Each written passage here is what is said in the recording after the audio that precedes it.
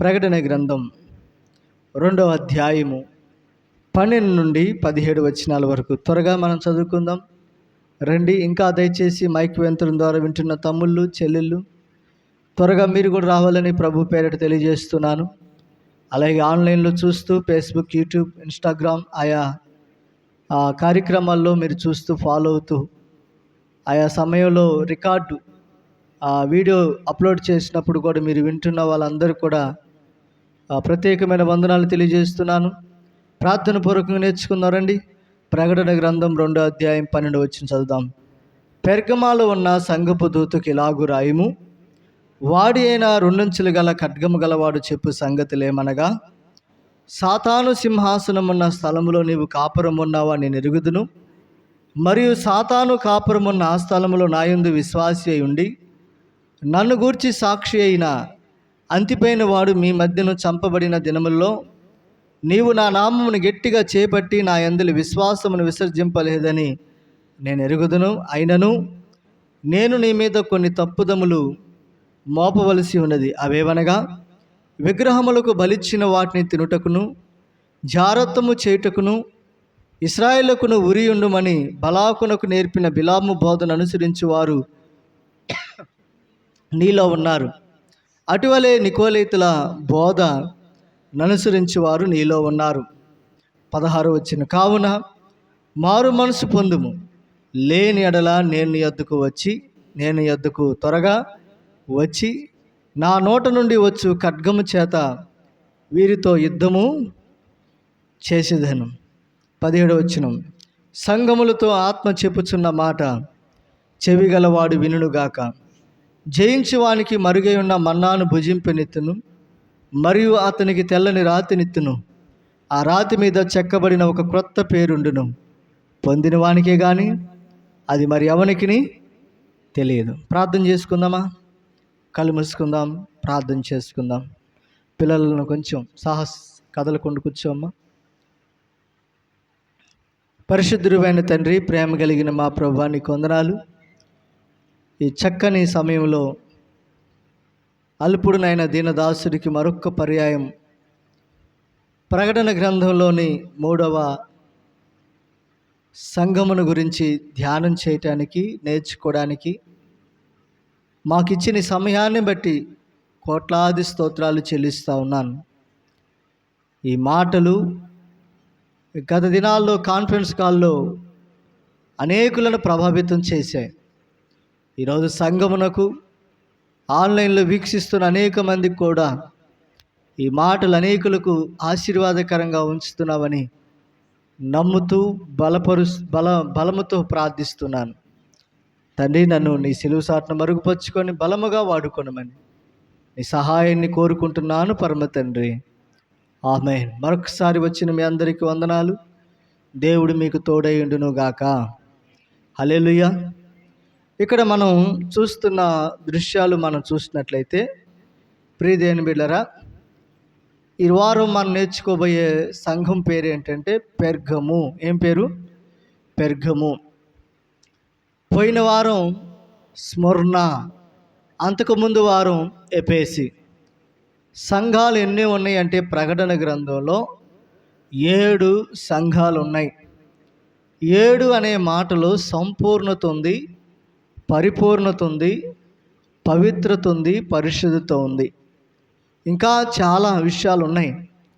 అయితే 7ను ఎందుకు దేవుడు ప్రత్యక్షపరిచాడు అంటే సార్వత్రిక సంఘం అంటారు 7ని.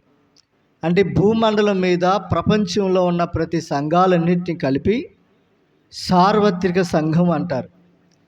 దానిలో దాగి ఉన్న ప్రకటన గ్రంథంలో ఉన్న 7 సంఘాల్లో సంఘాల గురించి తెలియచేస్తున్నాడు ప్రపంచానికి. ఆయా సంఘాల్లో లోపాలు ఉన్నాయి, ఆయా సంఘాల్లో మంచి ఉంది, ఆ సంఘాల్లో అనేక సంఘాల్లో ప్రేమ ఉంది, ఆయా సంఘాల్లో అనేకమైనవన్నీ కూడా ఉన్నాయి. కనుక ఇవన్నీ దేవుడు ఎందుకు మనకు చూపిస్తున్నాడంటే వీటిల్లో మంచిని మనం చూడాలి, చెడును మనం చూడకూడదు. చెడును ఉందంటే ఆ చెడును మనం విడిచిపెట్టాలి. దేవుని వాక్యాన్ని ఎప్పుడు కూడా మనం ఎలా చదవాలి, గుర్తించుకోవాలంటే చెడు గురించి రాయబడి ఉందంటే, ఏదైనా పాపం గురించి రాయబడి ఉందంటే, ఏదైనా తప్పును గురించి రాయబడి ఉందంటే, ఆ తప్పు మనం చేయకుండా, ఆ చెడు పనులు మనం చేయకుండా, అటువంటి కార్యక్రమాల్లో మనం పాలుపొంతులు పొందకుండా మన జీవితాన్ని జాగ్రత్తగా భద్రంగా కాపాడుకోవడానికి, రక్షణ కలిగి మనం ఉండటానికి కొరకు దేవుడు ఈ వాక్యాలన్నీ మనకు ఏర్పాటు చేశాడు. కనుక ఇక్కడ స్మరణ సంఘం మీరు ఇమేజెస్ చూస్తూ ఉన్నారు. ఆ స్క్రీన్లో చూడటానికి ప్రయత్నం చేయండి. నేను వీటన్నిటిని వెతకడానికి చాలా సమయం పట్టింది. ఇమేజెస్ దొరకవు సామాన్యంగా, గూగుల్లో కొట్టినా కొన్ని చోట్ల కొట్టినా దొరకవు. ఇవన్నీ కూడా చాలా ఎతికి ఆనాటి ఫోటో ఈనాటికి ఎలా ఉంది, ఆనాటికి ఎలా ఉంది, ఇవన్నీ కూడా ఇమేజెస్ మీకు చూపిస్తూ చక్కగా మీ కళ్ళకు కట్టినట్టుగా వాక్యాన్ని చెప్పడానికి నేను ఇష్టపడుతూ ఉన్నాను. అక్కడ మీరు స్క్రీన్లో చూడటానికి ప్రయత్నం చేయండి. పెర్గము అనగా అర్థం ఏంటంటే గోపురము అని అర్థం, లేదా శిఖరము అని అర్థం. అక్కడ చూస్తున్నారు ఇమేజెస్, అది ఎంతగా గోపురముగా లేకపోతే శిఖరముగా కట్టబడినట్టుగా మనం చూస్తాం. అంటే ఇప్పుడు చాలా సంవత్సరాలు అయిపోయింది కాబట్టి శిథిలం అయిపోయింది. అవన్నీ కూడా కొంచెం పాడైపోయిన విధానం మనకు కనిపిస్తూ ఉంది. అంతకుముందు మనం చూస్తే అసలు ఎంత రమ్యముగానో, కొత్త ఇల్లు కట్టుకుంటే మనకి ఎలా ఉండిద్ది ఏమండి? కొత్త ఇల్లు కట్టుకుంటే ఎలా ఉండిద్ది? పెయింట్లు వేసి అన్నీ చేస్తే, లైటింగ్లు అన్నీ పెడతా ఉంటే జిగేలు అంటూ ఉండేది కదా. రాను రాను రాను కొన్ని సంవత్సరాలు గడిచే కొందికి ఎంత కొత్త ఇల్లు అయినా ఏమైతే చెప్పండి, పాత పడిపోద్ది. ఈ లోకంలో ఎంత గొప్ప సుందరమైన భవనాలు కట్టినా, పట్టణాలు కట్టినా, బిల్డింగులు కట్టినా, లేకపోతే ఇంకా ఏది నిర్మించినా కొన్ని సంవత్సరాలకి, కొన్ని దినాలకి, కొన్ని నెలలకు, కొన్ని రోజులకి శిథిలమైపోతే కానీ ఈ లోకంలో ఏది శాశ్వతము కాదు అన్న సత్యాన్ని మనం గుర్తుపెట్టుకోవాలి. ప్రతి కూడా ఒకరోజు శిథిలమైపోద్ది. ప్రతి కూడా ఎంతటి కట్టడైనా, ఎంతటి గొప్పటిదైనా కూడా ఒకరోజు శిథిలమైపోవలసిందే. అవునా కాదంటారా? బ్రిడ్జీలు చూడండి, బ్యారేజీలు చూడండి, లేకపోతే ఇంకా మరి పెద్ద పెద్ద అపార్ట్మెంట్స్ చూడండి, ఇన్ని సంవత్సరాలని గ్యారెంటీ ఇస్తారు. కనుక ఆ పిల్లలు ఆలోచన చేస్తుంటే ఇక్కడ మీకు ఇమేజెస్ కనిపిస్తాం చూడండి. కనుక ఇక్కడ పెర్గము అనగా గోపురము అని అర్థము, లేదా శిఖరము అని అర్థం. ఇది పెర్గము సంఘం మనం చూసినట్లయితే క్రీస్తు శకం 312 నుండి 606 వరకు కాలము అని మరి తెలియపరచబడుతూ ఉంది. ఈ సంఘ కాలం 312వ సంవత్సరం నుండి 606వ సంవత్సరం వరకు కాల పరిమితి అని మనం చూస్తూ ఉన్నాం. అయితే నా ప్రియుల ఆలోచన చేస్తూ ఉంటే ఈ పెర్గము సంఘమునకు నా ప్రియమైన బిడ్డలారా యేసయ్యని పరిచయం చేసింది ఎవరు అంటే అపోస్తలుడైన పౌలు గారు. ఈ పెర్గము అనే ప్రాంతానికి యేసుక్రీస్తు ప్రభువారిని పరిచయం చేసి మరి నిజమైన దేవుణ్ణి పరిచయం చేసిన వ్యక్తి దైవజనుడు పౌలు గారు. ప్రియులు ఆలోచించేయండి. కనుక పౌలు గారు ఉన్న తపన, దైవజనుడికున్న ఆశ, దైవజనుడికున్న ఆసక్తి ఎంత ఉందండి.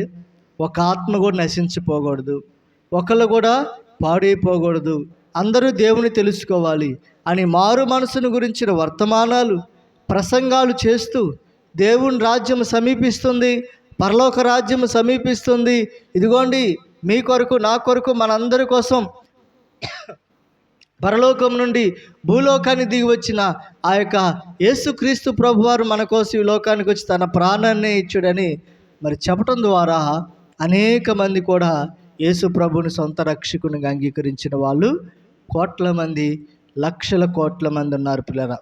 అయితే నా పిల్లలు ఆలోచన చేస్తూ ఉంటే ఈ ప్రాంతాన్ని ఇప్పుడు ఏమని పిలుస్తారంటే మైనర్ ఆసియా అని పిలుస్తారు. అంటే ఇది మైనర్ ఆసియాలో ఉన్న పెర్గము. మీరు ఆలోచించేయండి. కనుక ఆ పట్టణంలో ఉన్న వాళ్ళందరూ కూడా దేవుని వాక్యం పట్ల తృష్ణ కలిగి ఉన్నారు. చూడండి, 2 ఏళ్ళ వరకు ఇలాగూ జరిగను. యూదులేమి, గ్రీకు దేశస్థులేమి ఆసియాలో కాపురమున్న వారందరూ ప్రభు వాక్యము విన్నారు. ఎవరు విన్నారంటండి? ఆసియాలో ఉన్న వారందరూ కూడా దేవుని వాక్యాన్ని విన్నట్టుగా మనం చూస్తూ ఉన్నాం. కనుక నా ప్రియమైన బిడ్డ ఆలోచన చేస్తూ ఉంటే, పిల్లలు ఆలోచన చేస్తూ ఉంటే, ఈ యొక్క పెర్గము సంఘము ఆసియా పట్టణంలో ఉంది. పౌలు గారి ద్వారా వాక్యం విన్నారు, పౌలు గారి ద్వారా రక్షించబడ్డారు.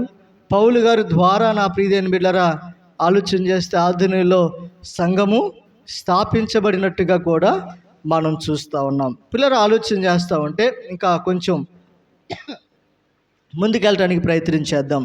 కొంచెం వినటానికి కొంచెం ఇప్పుడు కష్టంగా ఉండిద్ది. కొంచెం ముందుకెళ్తా ఉంటే ఆ నిద్ర కూడా రాదు మనకి. అంత చక్కగా మీ అందరికీ అర్థమవుద్దని నేను భావిస్తూ ఉన్నాను. అక్కడ మీకు కొన్ని దారులు కనిపిస్తున్నాయా? స్క్రీన్లో దారులు కనిపిస్తున్నాయా? లేకపోతే చూపించమంటారా? వెళ్ళి పైకి వెళ్ళి ఏమంటే టీవీలోకి వెళ్ళి చూపించమంటారా? దారులు కనిపిస్తున్నాయా? అటుపక్క ఓ దారి, ఇటుపక్క ఓ దారి. ఇటుపక్క ఓ దారి చూస్తే చూడండి, ఎడం చేతి వైపు నేను చూపిస్తున్నాను. మీకైతే కుడి వైపు ఉండిద్ది, నాకైతే ఎడం వైపు ఉండిద్ది. ఓకే, ఎడం చేతి వైపు మనం చూస్తే స్మరణ సంఘం కనిపిస్తూ ఉంది. ఇటుపక్క మనం చూస్తే పెర్గము సంఘము కనిపిస్తూ ఉంది. ఈ స్మరణ సంఘం నుండి పెర్గమా సంఘానికి డిస్టెన్స్ ఎంత అంటే ఎన్ని కిలోమీటర్లు అంటే 50 కిలోమీటర్ల దూరం. ఎన్ని కిలోమీటర్లు అంటే 50 కిలోమీటర్ల దూరం. ఆ రోజుల్లో సంఘాలు అలా ఉండేవి. ఎన్ని కిలోమీటర్లు అంటాక 50 కిలోమీటర్లు, 100 కిలోమీటర్లు, 150 అలా కిలోమీటర్లు ఉన్నాయి. ఇప్పుడు ఒక్కసారి మనం ఆలోచన చేద్దాం. మన కాలనీలోకి వచ్చేద్దాం, మన ఊర్లోకి వచ్చేద్దాం, మన మండలంలోకి వచ్చేద్దాం, మన జిల్లాలోకి వచ్చేద్దాం. ఆలోచన చేయండి, ఎన్ని కిలోమీటర్లకు చర్చిలు ఉంటున్నాయి, ఎన్ని కిలోమీటర్లకు మందిరాలు ఉంటున్నాయి. ఆ రోజుల్లో అంటే 1, 2, 3 ఉండేవి. ఈ రోజుల్లో విస్తారమైన మందిరాలు కదండి. 2, 3కి మందిరాలు, ఒక ఇంటికి మందిరాలు, బజార్లో 2, 3 మందిరాలు ఉంటున్నాయి. దేవుని కృప అంత ఉందన్నమాట మన మీద. హల్లెలూయా. కనుక అప్పుడు ఆలోచన చేస్తూ ఉంటే 50 కిలోమీటర్ల దూరం ఈ యొక్క ఎఫెసీ స్మరణ సంఘం నుండి పెర్గమా సంఘానికి ఉన్న డిస్టెన్స్ మీరు ఆలోచన చేయండి. అక్కడ మీరు చూస్తున్నారు ఫొటోస్, ఇమేజెస్ చూడండి. పోలా ఇది చాలా ప్రఖ్యాతిగాంచిన ప్రదేశం. ఈనాటికి ఉన్న ఇమేజెస్ అవి. ఈనాటికి కూడా ఆ ప్రాంతం మీకు ఇమేజెస్ చూస్తున్నారు చూడండి, చెక్కు చెదరకుండా ఈనాటికి కూడా ఇవన్నీ కూడా ఆనవాళ్ళు మనకున్నాయి. దేవుని వాక్యం ఎంత సత్యమైనదో, దేవుని వాక్యం ఎంత బలమైనదో, దేవుని వాక్యం నిజమైనదని రుజువులు ఉన్నట్టుగా ఈనాటికి కూడా మనం చూస్తూ ఉన్నాం. మీకు తెలుసా, నోవహు వాడ ఈనాటికి కూడా ఉంది. నోవహు కట్టిన వాడ నా ప్రియమైన బిడ్డలారా అరారాత్ పర్వతం పైన ఇప్పుడు కూడా అవన్నీ కూడా కొన్ని నమూనాలు ఉన్నట్టు పత్రిక పేపర్ల వాళ్ళు కూడా వేసారు. తెలుసా, ఇవన్నీ వాస్తవం. బైబిల్లో అబద్ధాలు ఏమీ లేవు. బైబిల్లో చెప్పేది ఒకటి, బయట సమాజంలో ఒకటి అనేది లేదు. బైబిల్లో ఏమైతే ఉందో నేటికి అవన్నీ కూడా చరిత్రలు ఉన్నాయి. ఆదికాండం మొదలుకొని చూస్తే ప్రకటన గ్రంథం వరకు మనం చూస్తూ ఉంటే ఎన్నో ఆనవాళ్ళు మనకు అన్నీ కూడా కనిపిస్తూ ఉంటాయి. అయితే మీకు అక్కడ ఇమేజెస్ చూస్తూ ఉన్నారు. చూస్తే ఈ పెర్గమా అనే ప్రాంతంలో బుక్ స్టాల్ ఒకటి మీకు చూస్తున్నారు, చూసారా? లైబ్రరీ అంటారు దాన్ని. ఏమంటారు? లైబ్రరీ. కనుక గ్రంథాలయం అని కూడా అంటారు. చాలా గ్రంథాలు, చాలా ప్రఖ్యాతిగాచిన వాళ్ళు, గొప్ప గొప్ప వేదాంత విద్యావంతులు, గొప్ప గొప్ప పండితులు పుస్తకాలు రాస్తారు. వాళ్ళందరి పుస్తకాలు సేకరించి ఏం చేస్తారు, ఒక లైబ్రరీలో పెడతారు, ఒక బుక్ స్టాల్లో పెడతారు కదా. అలాగే మనం చూస్తే గ్రంథాలయం, తెలుగులో ఏమంటారు గ్రంథాలయం కదా, ఆ గ్రంథాలయంలో పెడతారు నా ప్రియమైన బిడ్డలు. అలాగా ఆ యొక్క పెర్గమ అనే ప్రాంతంలో ఎన్ని గ్రంథాలయాలు ఉన్నాయి తెలుసా? 2 లక్షల పైనే గ్రంథాలయాలు ఉన్నాయి. 2 లక్షల పైనే గ్రంథాలు ఉన్నాయి. అంటే వాళ్ళు ఎక్కువగా పుస్తకాలు చదివేవాళ్ళు. ఏం చదివేవాళ్ళు చెప్పండి? ఏం చదివేవాళ్ళు? వాళ్ళు పుస్తకాలు చదివేవాళ్ళు. బాగా పుస్తకాలు చదువుతారు, వాక్యాలు చదువుతారు, వాక్యానికి లోబడతారు, ధర్మశాస్త్రాన్ని బాగా పండించేవాళ్ళు. అలాగే ఎక్కువగా నాలెడ్జీ పెంచుకోవడానికి కోసం ఏం చేస్తారు, పుస్తకాలు చదువుతూ ఉంటారు. ఈరోజు మనమైతేనా ఏం చదువుతాం తెలుసా? ఫోన్ చదువుతాం మనం కదా, అవునా కదా? ఈ రోజులు 2లో 1 తీసేస్తే ఎంత అంటే చాలామంది ఈరోజు ఎలా చేస్తున్నారు తెలుసా? 1 అని చెప్పడానికి కూడా కొంతమందికి రాక క్యాలిక్యులేటర్ ఓపెన్ చేసి ఫోన్లో 2లో నుంచి మైనస్ పెట్టేసి 1 తీసేస్తే ఎంత అంటే 1 అంటున్నారు. 2లో నుంచి 1 తీయటానికి మాత్రం బుర్రకు బెడతల్ల పొదును ఫోనుకు పెడుతున్నారు. మీకు ఒక విషయం తెలుసా నా ప్రియమైన బిడ్డలారా? చాలామంది స్మార్ట్ ఫోన్ వాడుతూ ఉన్నారు కదా. చాలామంది స్మార్ట్ ఫోన్ వాడుతూ ఉన్నారు. ఈరోజు ఫోన్ లేని కుటుంబం ఏముంది? ఆ రోజుల్లో మా చిన్నప్పుడైతే రూపాయి కాయిన్ వేసేవాళ్ళం. ఎస్టీడీ బూత్ ఉండేది కదా, అక్కడికి వెళ్ళి మాట్లాడేవాళ్ళు. రూపాయి వేసి కిర్రి కిర్రి అని మోగుతూ ఉంటే మాట్లాడేవాళ్ళం. ఇంకా అంతకుముందు అయితే ఏమంటారంటే పోస్ట్ ఆఫీసులోకి వెళ్ళి లెటర్లు పోస్ట్ మ్యాన్లు వచ్చేవాళ్ళు. అలాగా పోస్ట్ ఆఫీసులో పత్రికలు ఇచ్చేవాళ్ళు, లెటర్లు ఇచ్చి పంపించేవాళ్ళు అనమాట. ఈ రోజుల్లో మీరు చూడండి ఆలోచన. మీకు తెలుసా రూపాయి కాయిన్? తెలుసా మీకు? టెలిఫోన్ బూత్ తెలుసా మీకు తెలుసమ్మా? తెలీదా? అయితే మీకు వందనాలు. మీరైతే మా సాఫ్ట్వేర్లో ఉన్నారు, అంటే టెక్నాలజీ రంగంలో ఉన్నారు మీరైతే. మా చిన్న వయసులో అయితే మేరక్క గారు చెప్తా ఉన్నారు. మేరక్క మీకు తెలుసు కదా? రైట్. చాలాసార్లు వాళ్ళ మమ్మీకి ఫోన్ చేసి ఉండిద్ది. ఓకే. కనుక పిల్లలు గమనించినట్టయితే అలాగ ఉండేది. ఇప్పుడు ఈ రోజుల్లో ఎలా అయిపోయింది చూడండి. ఫోన్ లేని కుటుంబం ఏది? ఫోన్ లేని వ్యక్తి ఎవరు కదా నా ప్రియమైన పిల్లలు? అయితే వినండి, మన వాడే ఫోన్, మన వాడే మొబైల్ ఎవరు కనిపెట్టారో తెలుసా? పేరైతే తెలియదు కానీ నాకు. కానీ నా ప్రియమైన బిడ్డలారా, ఆ కనిపెట్టిన ఆయనకి ఒక ఇంటర్వ్యూ చేశారు కొంతమంది పత్రిక వాళ్ళు, ఛానల్ వాళ్ళు ఇంటర్వ్యూ చేస్తే అన్నాడు, అయ్యా మీరు ఇంత ప్రపంచంలో ఫోన్ కనిపెట్టారు, ఎవరికి లేని టెక్నాలజీ, ఎవరికి లేని ఆలోచన మీకు వచ్చింది, మరి ఈ ఫోను కనిపెట్టారు కాబట్టి దీని గురించి మీ సలహాలు ఇస్తారా? ప్రజలకు ఏం చెప్తారు? ప్రజలకి ఏం మెసేజ్ ఇస్తారంటా ఉంటే, ఫోన్ని ఉపయోగించే విధంలో ఉపయోగించండి, అనేకమైన వాటికి ఉపయోగించమాకండి అన్నాడు. అదేంటయ్యా ఫోన్ ఉంది అనేకమైన వాటికి ఉపయోగించాలి కదా అంటే, ఈనాటికి కూడా నా పిల్లలు నేను ఎన్ని లక్షలు పెట్టి ఫోన్ తయారు చేసినా ఎన్ని చేసినా నా పిల్లలకి నేను ఫోన్ ఇవ్వను. ఆయన అన్నాడు, నా పిల్లలకు నేను ఫోన్ ఇవ్వను. ఎందుకు ఫోన్ ఇవ్వ సార్ అంటా ఉంటే, నా పిల్లలకు ఫోన్ కంటే పుస్తకాలు ఇస్తానన్నాడంట. ఏమన్నాడంటండి? పుస్తకాలు ఇస్తాడంట. బుక్స్ ఇచ్చి చదవండి. వాళ్ళు ముందే వేస్తారంట. బుక్స్ ఇచ్చి ఏం చేస్తారంట నా పిల్లలని పిల్లరా? వాళ్ళు ముందేసి చదవాలి, అప్పచెప్పాలి. ఇవి ఇప్పుడు ఏం పెరిగిద్ది బుర్రకి? బుక్స్ చదువుతూ ఉంటే, నోట్స్ చదువుతూ ఉంటే, డైరీస్ చదువుతూ ఉంటే కొన్ని, అలాగే డిక్షనరీలు, అలాగే గ్రంథాలు, పుస్తకాలు, వేదాంత విద్యలు అభ్యసించిన అనేకమైన పుస్తకాలు చదువుతూ ఉంటే మనకేం పెరిగిద్ది? లోక జ్ఞానం పెరిగిద్ది, ఆలోచన పెరిగిద్ది. మరి ఎలా ఉండాలి సమాజంలో, ఇవన్నీ ఎలా ఉండాలని ఆలోచన పెరిగిద్ది. మీ అందరికీ తెలుసా డాక్టర్ బిఆర్ అంబేద్కర్ కదండి? డాక్టర్ బిఆర్ అంబేద్కర్ గారు అంత గొప్ప రాజ్యాంగాన్ని రాయడానికి గల కారణం ఏంటో తెలుసా? దేశాలు తిరిగి పుస్తకాలు బాగా చదివాడు. అన్ని దేశాలు పుస్తకాలు, అలాగే అన్ని గ్రంథాలు, అన్ని వేదాలు అన్ని చూసి చదివి నా ప్రియమైన బిడ్డలారా, మన దేశానికి రాజ్యాంగాన్ని రాసిన వ్యక్తి డాక్టర్ బిఆర్ అంబేద్కర్ గారు. హల్లెలూయా. ఇవన్నీ ఎందుకు చెబుతారంటే, వాళ్ళు ఫోన్లో చూసి నేర్చుకునే కాదు ఇవి. ఈరోజు ప్రతిదానికి గూగుల్ అడుగు, ప్రతిదానికి గూగుల్ చెప్పు, ప్రతిదానికి గూగుల్, లేకపోతే అన్నం పెట్టమ్మా అన్నట్టుగా గూగుల్ అన్నం పెట్టమ్మా, ప్లేట్ తీసుకురామ్మా, కూరలేయమ్మా అన్నట్టుగా రాబోయే దినాల్లో కూడా ఉండిపోద్దాము. వస్తుంది కూడా. దాంట్లో ఫోన్ చెప్తే ప్లేట్ వస్తుంది, దాంట్లో ఫోన్ చెప్తే భోజనం వస్తుంది. ఫోన్లో మాట్లాడితే ఇప్పుడు బిర్యానీ హోటల్ ఒకటి తీసుకొచ్చి ఇట్లేదా? ఏమండి నా ప్రియమైన పిల్లరా? యాప్లు ఉన్నాయి కదా ఇలాగా.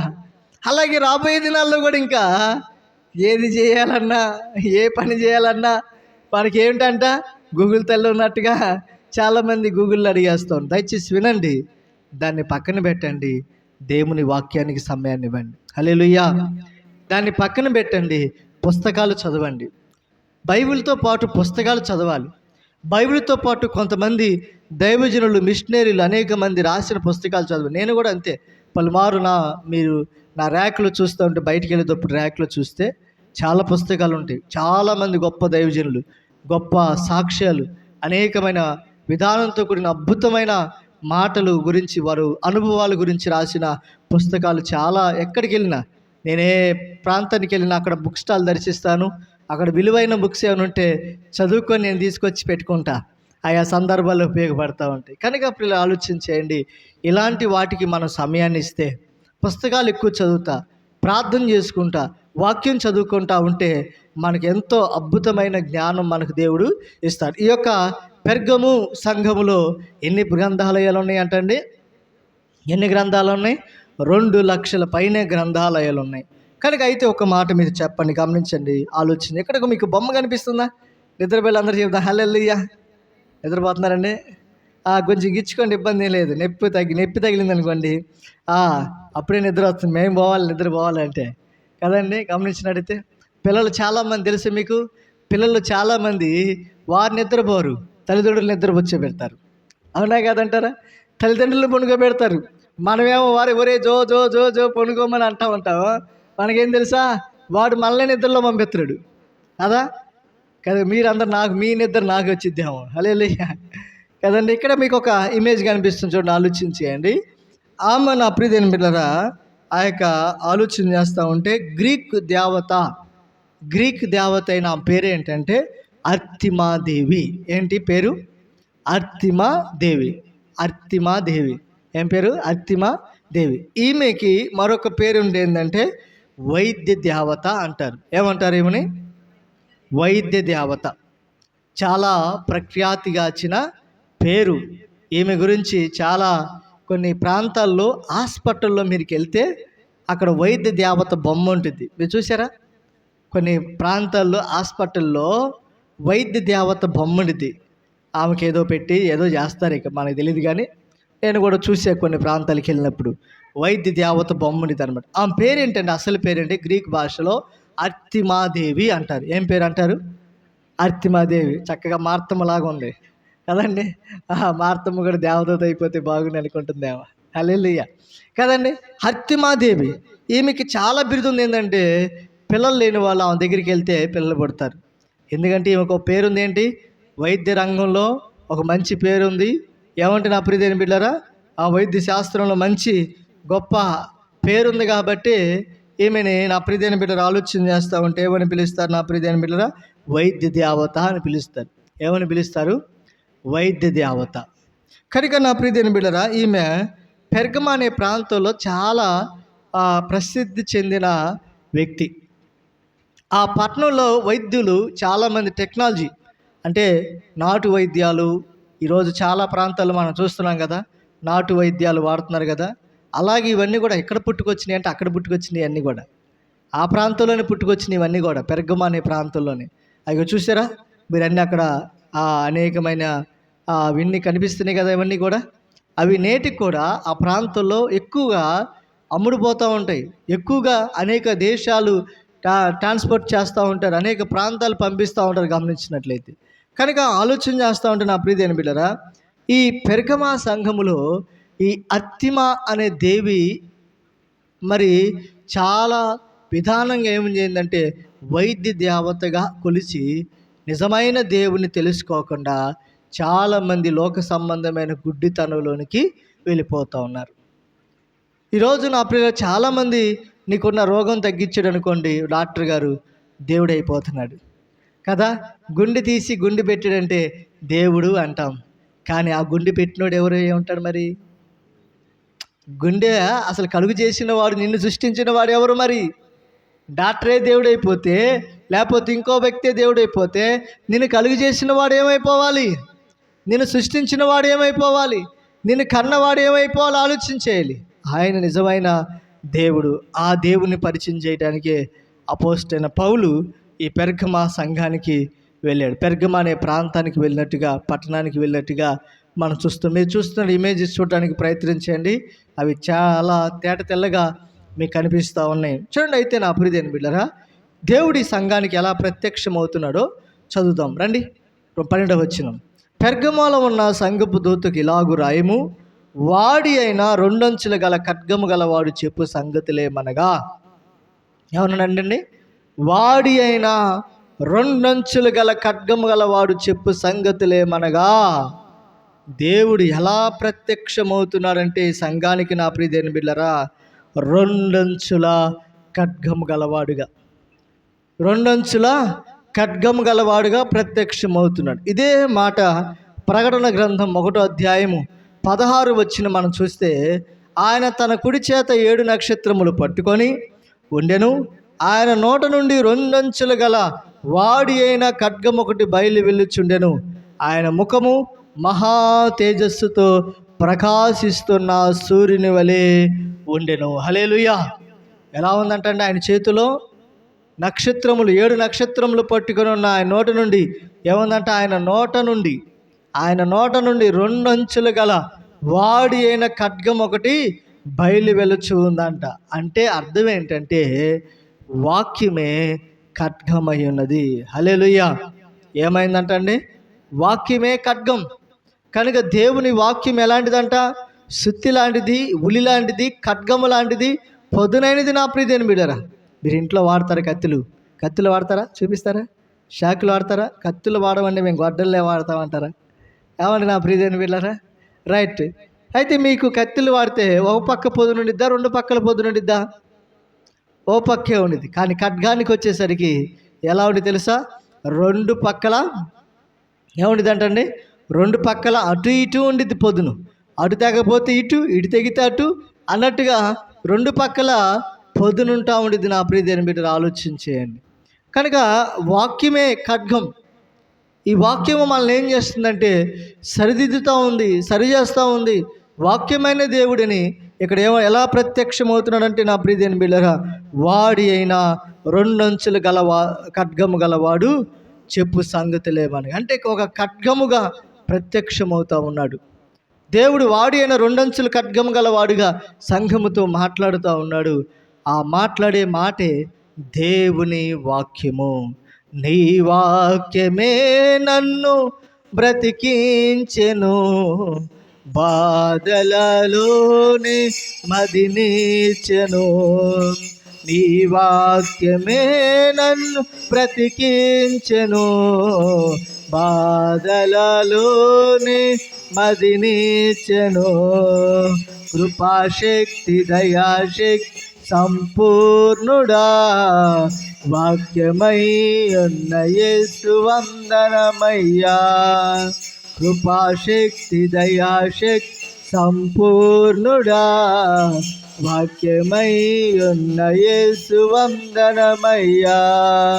నీ వాక్యమే నన్ను బ్రతికించెను, బాధలలోనే మదినిచెను. పాల వంటిది జొంటె తేనె వంటిది నా జీవహు మహా మధురమైనది. పాల వంటిది జొంటె తేనె వంటిది నా జీవహు మహా మధురమైనది. మేలిమి బంగారు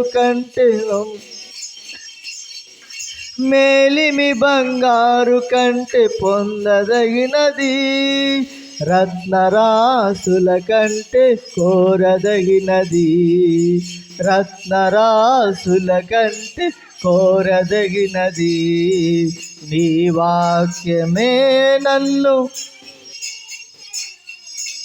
బాధలలోనే మదినిచెను. కృపాశక్తి దయాశక్తి సంపూర్ణుడా, వాక్యమై ఉన్న యేసు వందనమయ్యా. హల్లెలూయా. కనుక దేవుని వాక్యము ఖడ్గము వంటిది. కనుక నా ప్రియమైన మీరు ఏం చేస్తుందంటే ఇది సరిచేస్తూ ఉంది. చూడండి, హెబ్రీ రాసిన పత్రిక 4వ అధ్యాయం 12వ వచనం అంటాడు కదా, ఎందుకనగా దేవుని వాక్యము సజీవమైన బలము గలదై 2 అంచులు గల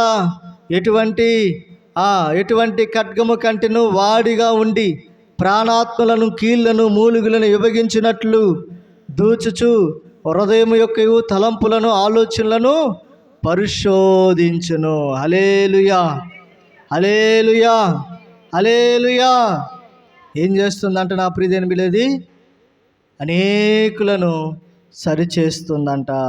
కనుక ఈ సంఘాన్ని దేవుడు ఏ రీతిగా మరి ప్రత్యక్షమైనంటే వాడి అయిన 2 అంచుల ఖడ్గము గల వాడిగా ప్రత్యక్షమైన. రెండో విషయం చెప్తే జాగ్రత్తగా ఆలోచించేద్దాం. పెర్గమా సంఘాన్ని దేవుడు ఎలా మెచ్చుకున్నాడు ఇప్పుడు బాగా అర్థం చేసుకుందాం. ఒకటేమో ఈ సంఘానికి ఎలా ప్రత్యక్షమయ్యాడు? వాక్య రూపంలో దేవుడు ప్రత్యక్షమయ్యాడు. అంటే వాడి అయిన 2 అంచుల ఖడ్గము గలవాడుగా ప్రత్యక్షమయ్యాడు. రెండవ విషయం మనం చూస్తే పెర్గమా సంఘములో నా ప్రియదేని బిళ్ళరా దేవుడు ఎలా మెచ్చుకుంటున్నాడో మనం చూస్తూ ఉంటే చూడండి 13వ వచనం ఆలోచన చేద్దాం. చూడండి, సాతాను సింహాసనం ఉన్న స్థలములో నీవు కాపురం ఉన్నావని, కూర్చోండి, సాతాను సింహాసనం ఉన్న స్థలములో నీవు కాపురం ఉన్నావు నేను ఎరుగుదును, మరియు సాతాను కాపురం ఉన్న స్థలములో నాయందు విశ్వాసి అయి ఉండి నన్ను గూర్చి సాక్షి అయిన అంతిపైన వాడు మీ మధ్యను చంపబడిన దినములో నీవు నా నామమును గట్టిగా చేపట్టి నాయందులి విశ్వాసమును విసర్జింపలేదని నేను ఎరుగుదును. ఈ సంఘాన్ని దేవుడు ఎలా మెచ్చుకుంటున్నాడంటే మనం చూస్తూ ఉంటే అన్ని విషయాల్లో కూడా ఓర్చుకొని సహనంతో ఓర్పుతో అన్ని విషయాల్లో కూడా ఉంటున్న విధానాన్ని బట్టి దేవుని కోసం తన ప్రాణాన్ని ఇచ్చిన అంతిపైని జ్ఞాపకం చేసుకుంటూ మరి విశ్వాసముగా ఉన్నామని ఈ సంఘాన్ని దేవుడు మెచ్చుకుంటా ఉన్నాడు. అయితే నా పిల్లలు ఆలోచించేయండి, బాగా వాక్యంలోనికి మనం వెళ్తే కొన్ని లోతైన విషయాలు మనకి ఇక్కడ 2 విషయాలు కనిపిస్తూ ఉంటాయి. ఈ సంఘములో దేవుడు సాతానుడు సింహాసనం వేసుకొని కూర్చున్నాడు. ఏం చేసుకున్నాడు? ఇదేమంటారు? బలిపీఠం. అవునా కాదంటారా? కనుక ఇక్కడ మనం చూస్తూ ఉంటే ఒక రాజు వచ్చాడు అనుకోండి, రాజు ఏం చేస్తారు? రాజుకి ఏం చేస్తారు? సింహాసనం వేస్తాడు కదా. అలాగే నా ప్రియమైన మీ పెర్గమా అనే సంఘంలో ఎవరు సింహాసనం వేసుకొని కూర్చున్నాడంట? సాతానుడు సింహాసనం వేసుకొని కూర్చున్నాడు. రెండోదిగా నా ప్రియమైన బిడ్డలు ఆలోచన చేస్తూ ఉంటే నా ప్రియమైన బిడ్డరా ఆలోచన చేస్తే నా ప్రియమైన బిడ్డరా అలాగే సాతానుడు ఈ సంఘంలో కాపురం చేస్తున్నాడు. ఒకటేమో సంఘములో సింహాసనం వేసుకొని కూర్చున్నాడు, రెండోదేమో సంఘంలో కాపురము చేస్తున్నాడు. చూడండి నా ప్రియమైన బిడ్డలు, ఈరోజు చాలా సంఘాలు మీకు కనిపిస్తూ ఉన్నాయి, ఇమేజెస్ చూస్తూ ఉన్నారు. చాలా అద్భుతమైన మందిరంగా మనం చూస్తున్నారు కదండి. మందిరం చాలా అద్భుతంగా కట్టబడింది, అన్నీ కూడా చక్కగా ఉన్నాయి.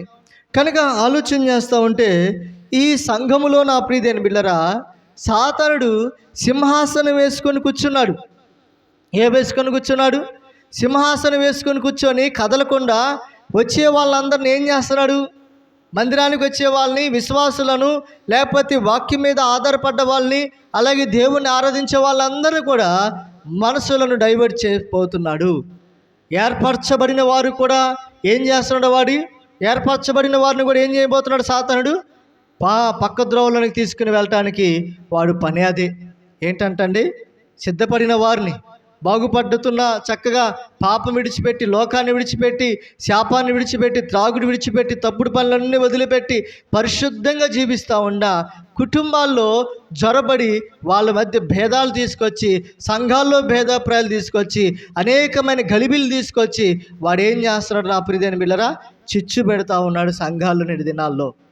వాక్యం వింటున్నా ప్రియులరా, లైవ్ చూస్తున్న ప్రియ సహోదరి సహోదరులరా, గమనించాలి. ఈరోజు దేవుడు నీతో మాట్లాడుతున్న మాట, నువ్వు ఏర్పరచబడిన గుంపులో ఉన్నట్లయితే జాగ్రత్తగా ఉండు.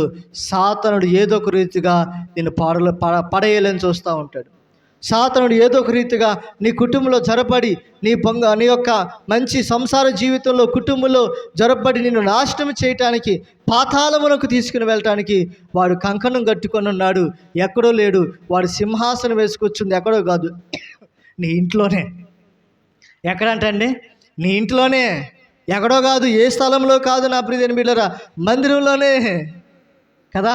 వాక్యం వింటున్న వాళ్ళరా ఆలోచించేయండి నా ప్రియమైన బిడ్డలారా. కనుక ఈరోజు ఈ సింహాసనం వేసుకొని ఈ యొక్క సింహాసనం వేసుకొని కూర్చొని నా ప్రియమైన బిడ్డలారా అనేక మందిని తప్పుద్రోవలు నడిపిస్తున్న ప్రణాళిక మనం చూస్తున్నాం. ఇలాంటి టైంలో నీవు నేను మనం ఎలా ఉండాలి? మనము ఏ స్థితిలో ఉండాలి ఆలోచించే నా ప్రియమైన బిడ్డలారా. మరింత విశ్వాసంగా ఉండాలి, ఎక్కడ కూడా త్రొట్టిల్లకూడదు. వాక్యాన్ని ఎక్కువ చదవాలి, వాక్యం బాగా చదువుకుంటూ వాక్యాన్ని బాగా అర్థం చేసుకుంటూ ఉంటే ఎన్ని కష్టాలు వచ్చింది. ఇదిగో పనులు అయినా, ఉద్యోగులైనా, వైద్య రంగంలోనైనా, ఏ వ్యాపార రంగంలోనైనా, ఏ విషయంలో కూడా అనేకమైన కష్టాలు వచ్చినప్పుడు, శ్రమలు వచ్చినప్పుడు, ఇబ్బందులు వచ్చినప్పుడు, కరువు వచ్చినప్పుడు, అనేకమైన పరిస్థితులు నిన్ను తాండమాడుతున్నప్పుడు నా ప్రియమైన బిడ్డలారా నువ్వు కలవరపడొద్దు. వాడు అనేకమైన చేస్తూ ఉంటాడు. నాకు తెలిసిన కుటుంబం ఉంది నా ప్రియమైన బిడ్డలారా, ఆలోచన చేయండి. హైదరాబాద్లో సాఫ్ట్వేర్ ఉద్యోగం చేస్తూ ఉంటారు, వాళ్ళు మంచి ఉద్యోగం చేస్తూ ఉన్నారు, మంచి ధనవంతులు. అలాగే వాళ్ళకి కావలసింది అన్నీ ఉన్నాయి, ఏది లేదు లోటు. వాళ్ళకి అన్ని సమృద్ధిగా ఉన్నాయి. నా ప్రియమైన బిడ్డలారా, వాళ్ళకి ట్రాన్స్పోర్ట్ వస్తే వేరే ప్రాంతానికి వాళ్ళకి వెళ్ళటానికి వాళ్ళకి పర్మిషన్ వస్తే వేరే ప్రాంతాలు హైదరాబాదులో ఉంటున్నారు. అయితే నా ప్రియమైన బిడ్డలారా, వాళ్ళు హైదరాబాదులో ఉంటుంటే ఊరి కాని ఊరు, ప్రాంతం కాని ప్రాంతంలో క్వార్టర్స్ ఇస్తే ఆ క్వార్టర్స్లో చాలా పెద్ద బంగ్లాది, చాలా సౌందర్యమైనది, చాలా కోట్ల రూపాయలతో కట్టబడిన భవనంలో ఉంటున్నారు నా ప్రియమైన బిడ్డలారా. అయితే ఇతడేమో ఉద్యోగం చేసి వస్తూ ఉంటాడు, భార్య ఇంటి దగ్గర ఉంటా ఉండిద్ది. చక్కగా చానాళ్ళు బాగున్నారు, చాలా సంతోషంగా కొన్ని రోజులు కొన్ని నెలలు చాలా అన్యోన్యమైన ప్రేమగా ఉన్నారు నా ప్రియమైన బిడ్డలారా. రాను రాను రాను ఒక చిన్న లోపం జరిగింది. ఏంటో చెప్తే జాగ్రత్తగా ఆలోచించండి. ఇంటి పక్కన ఒక ఆమె ఈ ఇంటికి వచ్చింది, ఈమె ఇంటికి వచ్చింది. ఈయనేమో ఉద్యోగానికి వెళ్ళిపోతాడు కదండి. ఈయన ఎక్కడికి వెళ్ళిపోతాడు? ఉద్యోగానికి వెళ్ళిపోతాడు. ఉద్యోగం చేసి సాయంత్రానికి వచ్చేస్తాడు. ఆయనకు ఒక పాప ఉంది, చిన్న పాప ఉంది, ఒక 5 సంవత్సరాల పాప. అయితే నా ప్రియమైన బిడ్డలారా, ఆ పాపను స్కూల్లో దింపేసి ఆ ఉద్యోగానికి వెళ్ళిపోతాడు. ఈ మొక్క ఇంట్లో ఉండిద్ది.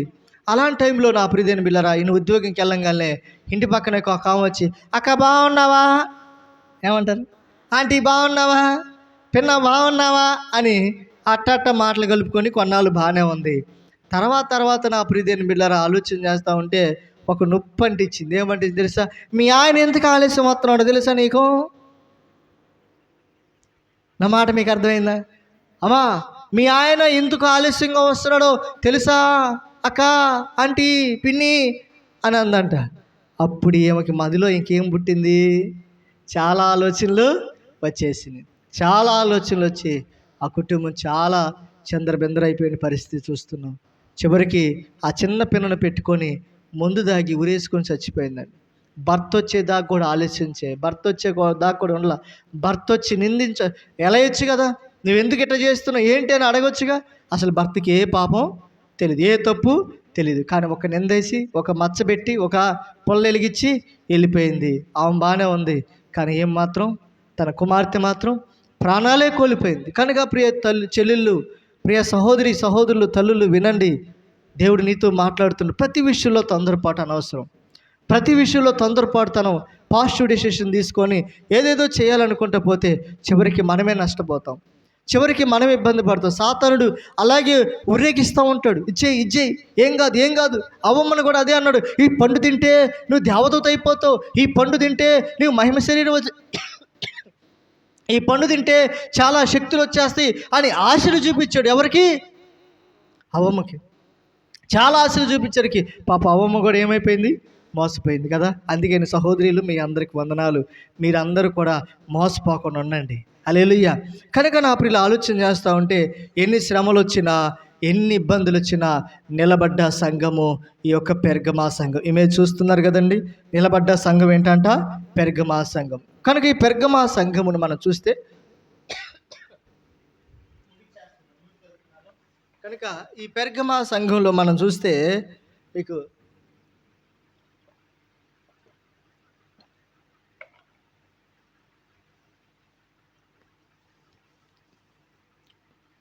నేటికి ఉన్న దృశ్యాలు, అవి ప్రకటన గ్రంథంలో ఉన్న దృశ్యాలు మీరు చూస్తూ ఉన్నారు.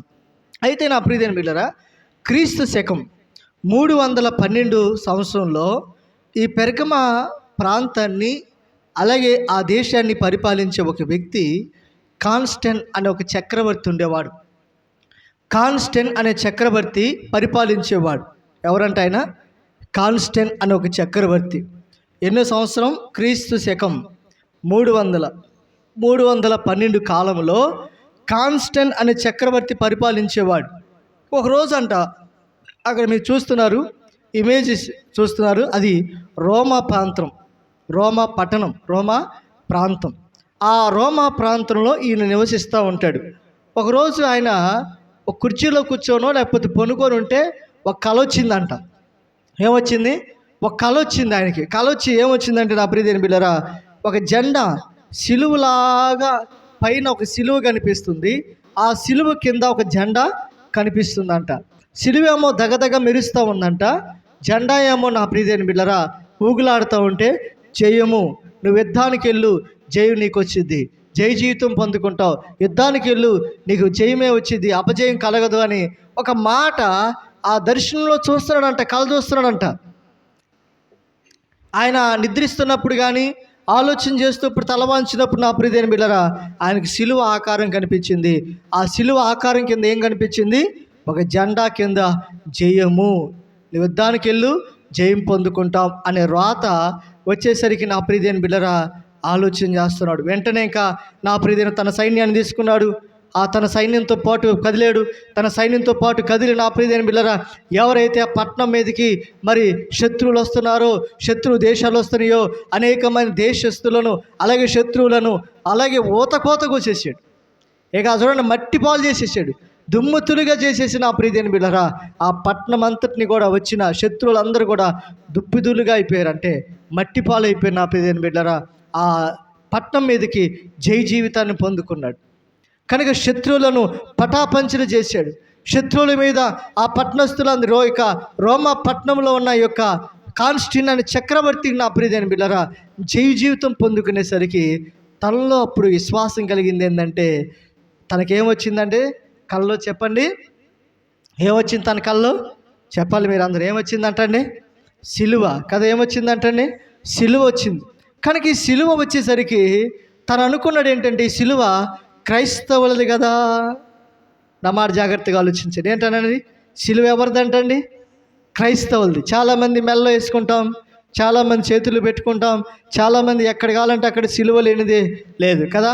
అలాగా సిలువ అనేది క్రైస్తవులకి అది ఒక మతం కాబట్టి అనుకొని ఏం చేశాడంటే ఆ రోజు నుంచి సిలువ కనిపించిన కానుంచి తన మనసులో ఏమనుకున్నాడంటే క్రైస్తవ మతాన్ని స్వీకరించాడు. అతడు ఏ మతాన్ని స్వీకరించాడు? క్రైస్తవ మతాన్ని స్వీకరించాడు. యేసు ప్రభు వారిని నా ప్రియమైన బిడ్డలారా ఆరాధిస్తారు కాబట్టి, వాళ్ళకి సిలువే కాబట్టి, మరి వాళ్ళందరూ కూడా క్రైస్తవ మతానికి చెందినవారు కాబట్టి, అందుకని ఈ యొక్క అన్యుడైన ఈ యొక్క కాన్స్టిన్ చక్రవర్తి నా ప్రియమైన బిడ్డలారా ఆ రోజు నుంచి అంట దర్శనం పొందుకున్న కానుంచి జీవితం పొందుకున్న కానుంచి అంట క్రైస్తవ మతాన్ని స్వీకరించాడు. అప్పుడు ఆ పట్టణస్తులందరికీ, ఆ ప్రాంతంలో ఆ దేశ ప్రజలందరికీ చెబుతున్నాడు. ఏమని చెబుతున్నా తెలుసా? మీరు క్రైస్తవ మతాన్ని స్వీకరిస్తే, బాగా వినండి, క్రైస్తవ మతాన్ని మీరు స్వీకరిస్తే వారికే రాయితీలు, వారికే కోట బియ్యం, వారికే నూనె, వారికే బియ్యం, వారికే సరుకులు, వారికే అన్నీ అని అనేసరికి నా ప్రియమైన బిడ్డలారా రోమా పట్టణంలో కానీ ఇక పెర్గమా పట్టణంలో కానీ ఇంకా అనేక చుట్టుపక్కల ప్రాంతంలో ఉన్న వాళ్ళందరూ కూడా చక్రవర్తి ఏమండి అలాగే రాజు ఆజ్ఞాపిస్తే ప్రతి ఒక్కరు ఏమైపోతారు చెప్పాలి? ఏమైపోవాలి? అందరూ కూడా రాజు మాట వినాలా లేదా? రాజుకి వ్యతిరేకం చెప్పామా రాయితీలు రావు, రాజుకి వ్యతిరేకం చెప్పామా పరపత్తులు ఉండవు, రాజుకి వ్యతిరేకం చెప్పామా అనేకమైన బెనిఫిట్స్ అన్నీ కూడా మనం కోల్పోతూ ఉంటాం. అందుకని చిన్న పెద్ద అందరూ కూడా ఏమైపోయారు నా ప్రియమైన బిడ్డ గమనించినట్టయితే అనేక మంది క్రైస్తవ మతంలోనికి వచ్చారు.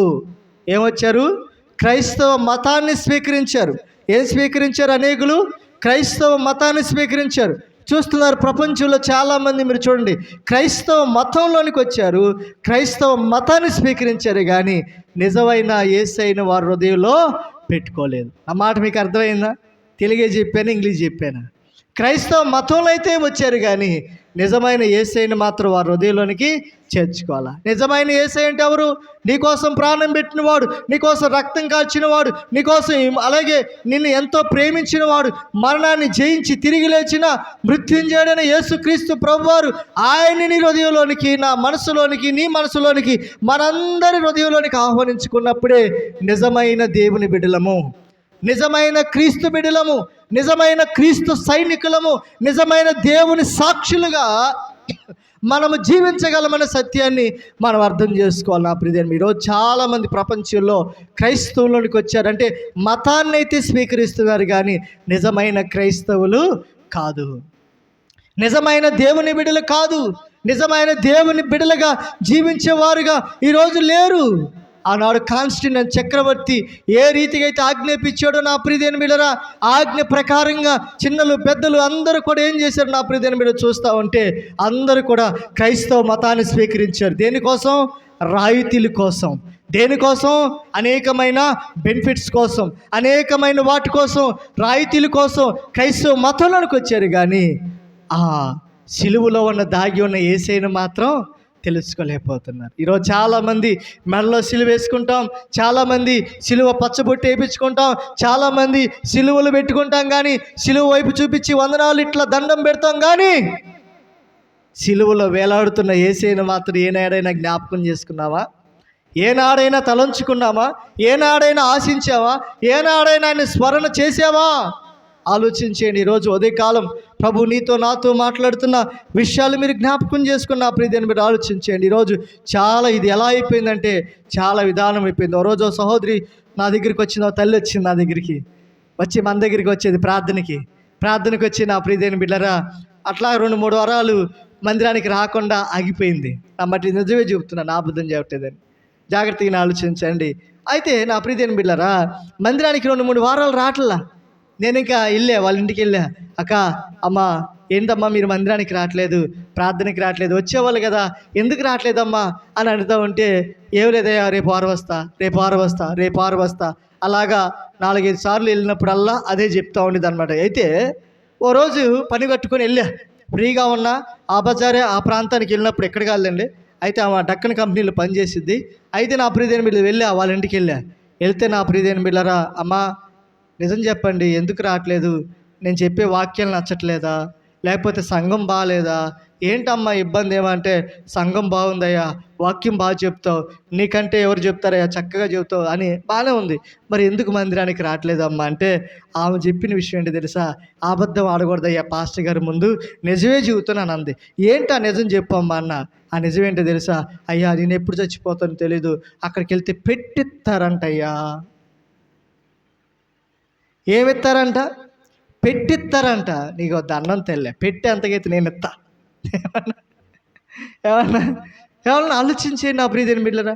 పెట్టి కోసమో, కేక్ కోసమో, ఇంకోటి ఏదో రాయితీల కోసం, వీటి కోసం కాదు మనం వెళ్ళేదండి దేవుని మందిరానికి. వాక్యం కోసం వెళ్ళండి. నేను వెళ్ళొద్దంటలేదు మందిరాలకి, నేను వెళ్ళొద్దంటలేదు, వాక్యం కోసం వెళ్ళండి. ఎక్కడ వాక్యం ఉండిద్దో, ఎక్కడ దేవుని ప్రేమ ఉండిద్దో, దేవుని ప్రేమ ప్రకటించబడుతుందో అక్కడికి వెళ్ళండి. ఈరోజు చాలా సంఘాలు ఇలాగైపోయినాయి. సంఘాలు ఖాళీ అయిపోతున్నాయి, మందిరాలు ఖాళీ అయిపోతున్నాయి.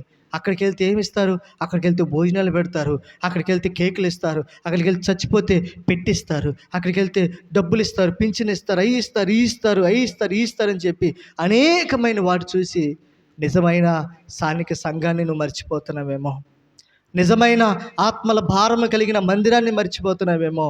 ప్రతి క్షణం మీ ఇంటికి వచ్చి దర్శించి మీకోసం, మీ బాగు కోసం వేడుకొని, మీ యొక్క క్షేమాలు తెలుసుకొని నిత్యము కూడా ప్రార్థించే ఆత్మీయమైన సంఘాన్ని మనం విడిచిపెడుతున్నామేమో. జాగ్రత్త, గుర్తుపెట్టుకున్న ప్రియమైన బిడ్డలారా, కష్ట సమయంలో ఎవరు రారండి, కష్ట సమయంలో ఎవరు రారు. నీ దగ్గరికి వచ్చేది ఎవరో తెలుసా? మీ ఆత్మీయ తండ్రి. నీ దగ్గరికి వచ్చేది ఎవరో తెలుసా? నీకు రక్షణ ఇచ్చిన తండ్రి. నీ దగ్గరికి వచ్చేది ఎవరో తెలుసా? నువ్వు బాగా పోతే పలకరించి ప్రార్థించేసేది ఎవరో తెలుసా? నేను రక్షించిన నీ బల్లారాధనిచ్చే ఒక ఆత్మీయ తండ్రి అనే సత్యాన్ని మనం అర్థం చేసుకున్న ప్రియమైన బిడ్డలారా. ఈరోజు వాక్యం ఉంటున్న ప్రియ సహోదరి సహోదరులారా, ఒక మాట నన్ను అడగనివ్వండి, ఒక మాట నన్ను చెప్పనివ్వండి. ప్రభు ఈరోజు నీతో నాతో మాట్లాడుతున్న నా ప్రియమైన బిడ్డలారా, ఆలోచన చేస్తూ ఉంటే ఈరోజు మీరు చాలామంది ఉన్నారు కదా, పనికి వెళ్తూ ఉంటారు, రోజుకి ఎట్లేదన్నా 100 తెచ్చుకుంటారు, సుమారుగా ఒక 100 రూపాయలు సంపాదించుకుంటారు. ఆ 100 రూపాయలు చెమటోచి కష్టపడి సంపాదించుకున్నది నీ ఇంటి పక్కన వాళ్ళకి ఇస్తే నా ప్రియమైన బిడ్డలారా, నీకేమైనా లాభమా?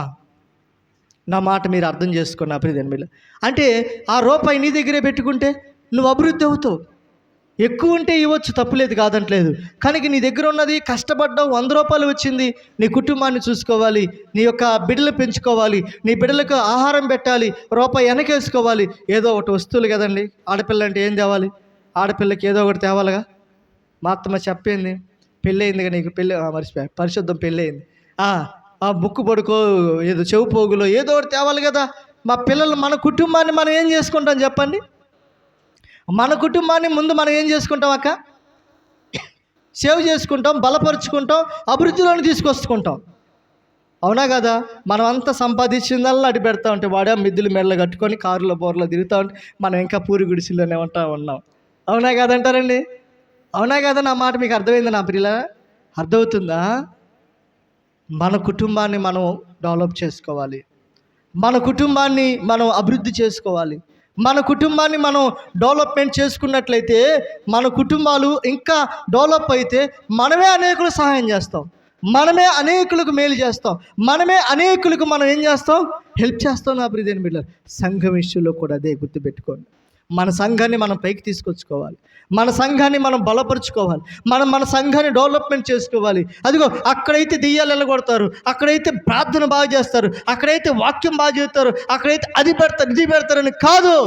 గుర్తుపెట్టుకోండి, ఇక్కడే నువ్వు బలపడు, ఇక్కడే ప్రార్థన చేయి, దైవజనులను పిలుచు, అలాగే మంది పిలిచి సంఘాన్ని పిలిచి ప్రార్థన చేయి. దెయ్యం బోధ, బలహీనతలు తగ్గవా, సమస్యలు పోవా, ఇబ్బందులు పోవా. ఎస్టీ కాలం నుంచి వచ్చింది. నిన్న మన శుక్రవారం ఒక తల్లి గారండి, ఆమెకి నా ప్రియమైన బిడ్డలారా చాలా దురాత్మలు పట్టాయి, చాలా భయంకరమైన పిడుసులు వచ్చి పడిపోతూ ఉంది, చాలా అలాగే భయంకరంగా ఆమె కొరుక్కుంటుంది, పెదాలు కొరుక్కుంటుంది, ఆమె గిల్లుకుంటుంది, రొక్కుంటుంది, అన్నీ చేస్తుంది. నా దగ్గర తీసుకొచ్చాడు, పనుకోబెట్టారు, పండేశారు. పొద్దున పూటండి నా ప్రియమైన బిడ్డలారా, శుక్రవారం పొద్దున్నే మేము లేచాం, కొంచెంసేపటికి ప్రేయర్ అయిపోయిన తర్వాత కొంచెంసేపు అట్లా రెస్ట్ తీసుకున్నాక వెంటనే వాళ్ళు వచ్చారు. వెంటనే మేము ఇప్పుడు కాదులే పో, ఇప్పుడు కాదు తర్వాత రా అనలా. మాకు ఆ బుద్ధి కాదు అది. ఏ స్థితిలో వచ్చినా, ఏ సమయంలో వచ్చినా అమ్మ అని డోర్ కొట్టారు, వెంటనే ఆశ్రయించి వాళ్ళకి నా ప్రియమైన బిడ్డలారా మంచినీళ్ళు, టిఫిన్ అన్నీ ఏర్పాటు చేసి వాళ్ళ కోసం భారంగా ప్రార్థించాం, వాళ్ళ కోసం కన్నీరు కాచి ప్రార్థించాం. ప్రభువా, నీ కుమార్తె అయా దీనదాసుల దగ్గరికి వచ్చారు, ఆశ్రయం కలిగి వచ్చారు, నువ్వు తప్ప ఎవరు లేరని అయా పాస్టర్ గారు ప్రార్థన చేస్తే తగ్గిద్దని ఆశతో ఆసక్తితో వచ్చారయ్యా, ఆశ్రయం కోసం వచ్చారయ్యా. ఈ బిడ్డ అయా నీ కుమార్తె ప్రభువును స్వస్థపరచు, అద్భుతం చేయి ప్రభు అని ఏడ్చి కన్నీటితో ప్రార్థన చేసిన సందర్భాలు ఉందండి. మీరు నమ్మండి నా ప్రియమైన బిడ్డలారా, ఆ అక్కగారికి, ఆ తల్లిగారికి దేవుడు సంపూర్ణమైన ఆరోగ్యం ఇచ్చాడు. గట్టి చప్పలు కొడదాం ఒకసారి హల్లెలూయా. ఎందుకు దేవుడు చేయడు, ఎందుకు ఆశ్చర్యకార్యాలు చేయడు, ఎందుకు అద్భుతాలు చేయడు? నా ప్రియమైన బిడ్డలారా, మన కుటుంబాన్ని మనం డెవలప్మెంట్ చేసుకోవాలి, మన సంఘాన్ని మనం డెవలప్మెంట్ చేసుకోవాలి. ఎందరెందరినో డెవలప్మెంట్ చేస్తున్నాం, ఎక్కడ తీసుకెళ్ళి అన్ని డబ్బులు అటు పెడతా ఉన్నాం. ఈ సంఘంలో మనం డెవలప్మెంట్ చేసుకుంటే, మనం చేసే ప్రతిదీ దేవుని సన్నిధిలో ఇస్తే మనం డెవలప్ అవ్వమా? ఎవరెవరో డెవలప్ అవ్వట్లేదండి, నేను కాదంటలేదు, వాళ్ళు పైకి రావాలి. ఎవరిని నేను కించపడతల్లా, ఎవరిని నేను అనుమానించట్లేదు, లేకపోతే అవమానపరచట్లా. మన సంఘాన్ని మనం ఏం చేసుకోవాలి, మన ఇంటిని మనం ఏం చేసుకోవాలి, డెవలప్ చేసుకోవాలి, అభివృద్ధి చేసుకోవాలి. ఏది లోపం ఉందో, ఏది ఏముందో ఇంట్లో గొప్పక్కనే ఏమైనా వస్తూ ఉంటాయి, తాసుపాములు వస్తూ ఉంటాయి, వస్తాయా, పురుగులు వస్తూ ఉంటాయి, అనేకమైన వస్తూ ఉంటాయి. అప్పుడు ఏం చేస్తాం, వెంటనే కర్రో బొర్రో తీసుకొని నలుగురిని పిలిచి ఏం చేస్తాం, మా ఇంటికి వచ్చింది కదా ఏం కాదులే అంతే ఉంటావా? ఈరోజు సంఘంలో కూడా చాలామంది అంతే ఉంటున్నారు. చలనం ఉంటల్లా, మా కాదులే. అవునా కదండి నేను చెప్పేది, నిజమా అబద్ధమా? నిజమా అబద్ధం అండి. మన ఇంట్లోకి ఏదైనా వస్తే వెంటనే ఏం చేస్తాం, నలుగురిని పిలుచుకొని చంపేసి దాన్ని ఏం చేస్తాం, బయట పడేస్తాం. సంఘంలో కూడా ఐక్యత ఉండాలి.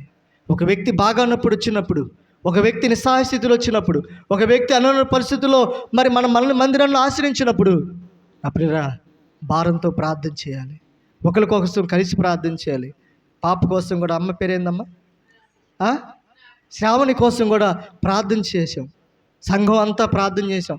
ఎస్టీ కాలనీలో వాళ్ళు చెప్పా, వేరే పాస్టర్ గారిని కూడా పిలిపించి ప్రత్యేకంగా మందిరంలో ప్రార్థన చేసాం. దేవుడు మంచి ఆరోగ్యం. మొన్న రీసెంట్గా మళ్ళీ అలాగొస్తే అంత సంఘం అంతా కూడుకొని ప్రార్థన చేసాం. వాళ్ళు వచ్చినా రాకపోయినా నాకు నా బిడ్డలు అని అనుకుంటే నేను ఎప్పుడు కూడా పోగొట్టుకోను. వాళ్ళు ఎక్కడికి వెళ్ళినా ఎక్కడున్నా కూడా వాళ్ళ క్షేమం కోసం ప్రార్థిస్తూనే ఉంటాను. హల్లెలూయా. కనుక నా ప్రియమైన బిడ్డలు ఆలోచన చేస్తూ ఉంటే, ఈ యొక్క సంఘములు, ఈ యొక్క పెర్గమ అనే ప్రాంతంలో కాన్స్టెంట్ అనే చక్రవర్తి ఏం చేశాడు, మీరందరూ కూడా క్రైస్తవ మతంలోనికి వస్తే, మతం ఏంటంట, మతంలోనికి వస్తే రాయితీలు ఇస్తా. ఒరే నాయన, మంది మతం కాదు, మార్గం. ఏంటంట, మార్గం. అక్కడ మీకు కనిపిస్తున్నాడు యేసు ప్రభు వారు. ఆయన మతాలు స్థాపించడానికి రాలా, కులాలు స్థాపించడానికి రాలా, ఏదో వర్గాన్ని చేయటానికి రాలా, ఏదో కార్యక్రమాలు చేయటానికి రాలా. ఆయన మార్గమైన దేవుడు, సత్యమైన దేవుడు, నిజమైన దేవుడు, ఆయన పరలోకానికి నడిపించే దేవుడు. నా ప్రియులారా, ఆ మార్గమైన యేసయ్యని మన హృదయంలో చేర్చుకోవాలి, కానీ రాయితీలు కాదు. ఏదో ఇస్తే మందిరానికి వచ్చేది కాదు, ఏదో వస్తువులు ఇస్తేనో ఏదో చేస్తేనో మందిరానికి వస్తామని చెప్పడం కాదు. కానండి, దేనికోసం మందిరానికి రావాలి చెప్పాలి మీరందరూ. దేనికోసం రావాలి నా ప్రియ దేవుని బిడ్డలారా? దేనికోసం రావాలి? వాక్యం కోసం రావాలి. దేవుని వాక్యము రెండంచులు కలిగిన ఖడ్గము లాంటి కలిగిన వాక్యము కోసం, వాక్యం వినటానికి కోసం రావాలి. ఆ వాక్యమే నిన్ను బ్రతికించిద్ది, బాధల్లో నీకు నెమ్మదినిచ్చిద్ది, బాధల్లో సమాధానం ఇచ్చిద్ది, బాధల్లో సంతోషం ఇచ్చిద్ది, నీ కన్నీటిని తుడిచేది, నేను సంతోషపరిచేది, నేను ఆనందపరిచేది ఏదైనా ఉందంటే దేవుని వాక్యము. ఏంటంటే దేవుని వాక్యమైనది. కనుక వాక్యం కోసం మందిరానికి రావాలి. మనం వాక్యాని కోసం మనం తృష్ణ కలిగి ఆరాటం కలిగి ఉండాలి నా ప్రియ దేవుని బిడ్డలారా. ఈరోజు ప్రభు నీతో మాట్లాడుతున్న విషయాలు మనం ఆలోచించేయండి. అయితే నేను త్వరగా ముగిస్తున్నాను. డాక్టర్ పిల్లలు డాక్టర్లు అవుతారా? ఏమన్నా నా ప్రియ దేవుని బిడ్డలు అవుతారా? డాక్టర్ పిల్లలు డాక్టర్ అవుతారా? అలాగే పాస్టర్ పిల్లలు పాస్టర్లు అవుతారా? అవచ్చేమో, ఏమో తెలియదు. కానీ నా ప్రియ దేవుని బిడ్డలు ఇంకా ఆలోచన చేస్తూ ఉంటే అయితే ఇంకా చాలా విషయాలు. ఎవరి పిల్లల వాళ్ళు ఎవరు, కానీ ఎవరి రక్షణ వాళ్ళదే. నా మాట మీకు అర్థమైందా?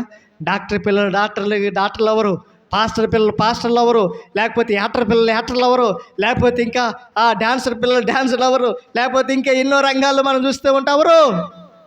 అలాగే సంఘంలో ఉన్న మనమందరూ కూడా మా నాయనమ్మ రక్షించబడింది, మా అమ్మ రక్షించబడింది కాబట్టి సరిపోయేదిలే అనుకోవడానికి వీల్లేదు.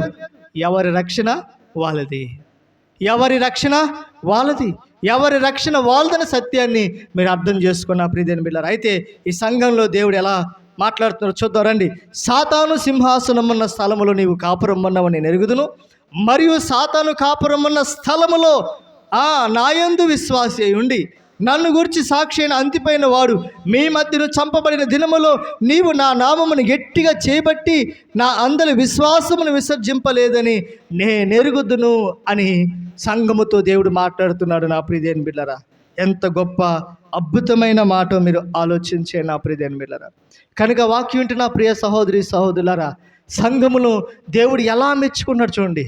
ఇన్ని శ్రమలు వచ్చినా, ఇన్ని కష్టాలు వచ్చినా నా కొరకు అంతిపోయిన వాడు కదలచ్చక మెదలచ్చక నా కోసం సాక్షిగా జీవించాడు అని ఏమన్నాడు నా ప్రియ దేవుని చూస్తూ ఉంటే, నా కోసం హతసాక్షేయుడు, నా కోసం తన ప్రాణాన్ని ఇచ్చాడు అన్నట్టుగా నా ప్రియ దేవుని బిడ్డలారా ఈ సంఘంతో దేవుడు మాట్లాడుతున్నాడు. మీరు కూడా అలా ఉండండి, మీరు కూడా అలా ఉండండి అని దేవుడు మాట్లాడుతున్నాడు. పెరగమో సంఘము అంతిపోయిన వాడు మీ మధ్య ఏ రీతిగా చంపబడ్డాడో ఒకసారి జ్ఞాపకం చేసుకోండి. అంతిపైన వాడు మీ మధ్య ఏ రీతిగా హతసాక్షేయుడో జ్ఞాపకం చేసుకోండి అని పెర్గము సంఘానికి తెలియజేస్తున్న నా ప్రియ దేవుని బిడ్డలు ఆలోచించేయండి. దేవుని విషయంలో రాజీ పడని సంఘం, దేవుని విషయంలో రాజీ పడలేదండి.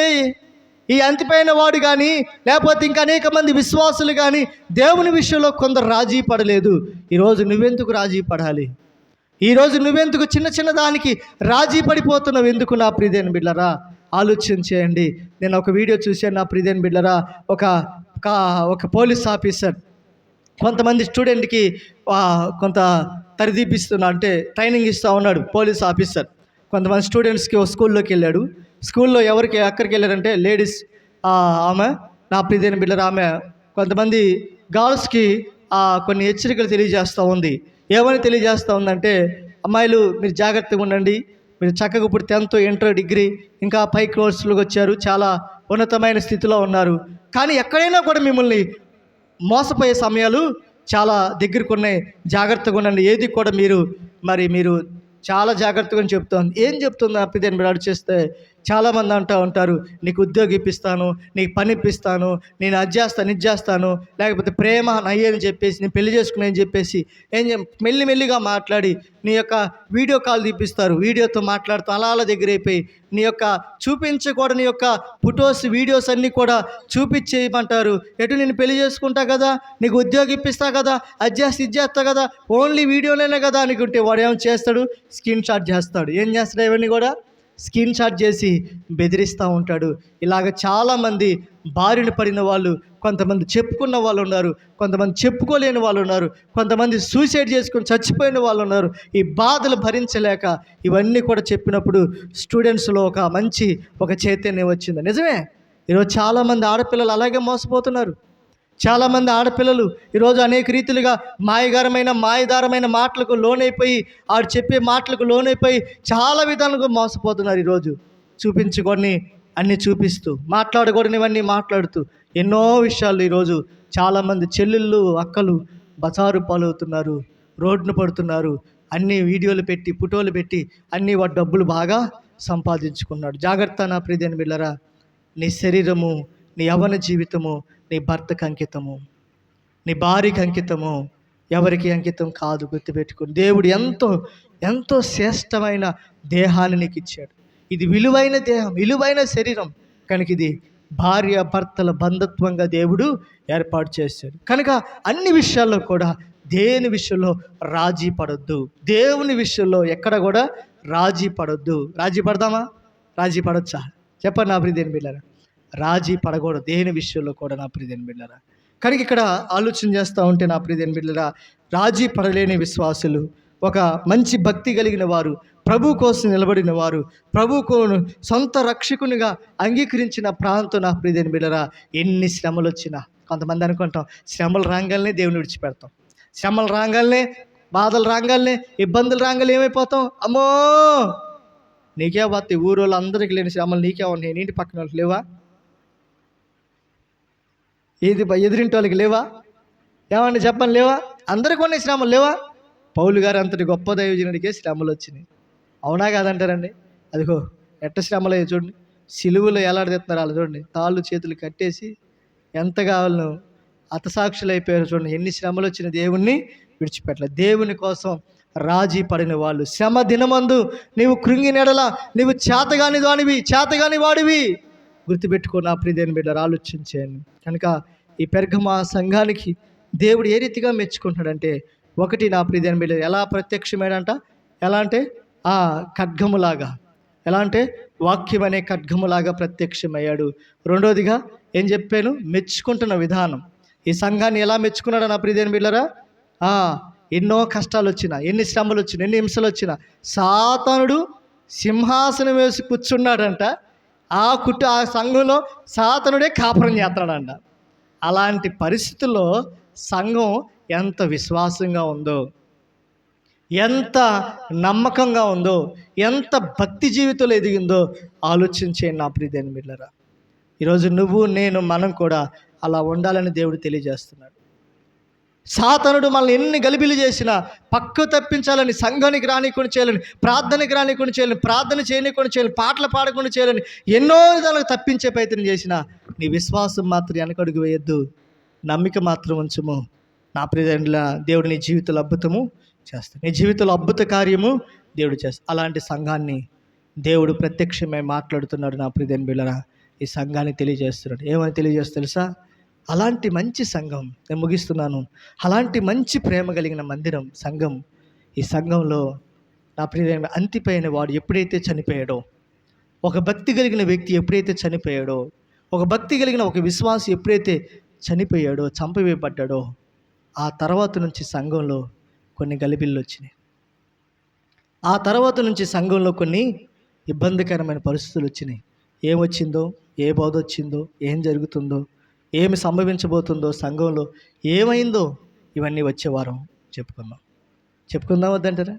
ఇప్పుడే చెప్పేస్తే ఇప్పుడే నిద్రపోతున్నారు, నాకు అర్థమైంది. కనుక ఇవన్నీ కూడా వచ్చే వారం క్లారిటీగా మీ అందరికీ మీకు వాక్యం చదివి నేను అవన్నీ కూడా నేను ముగిస్తాను. చూడండి ఏం జరగబోతుందో ఆ విషయాలన్నీ ఒకసారి చూద్దామా? క్లిప్పింగ్ మీరు చూడండి, ఆలోచన చేయండి.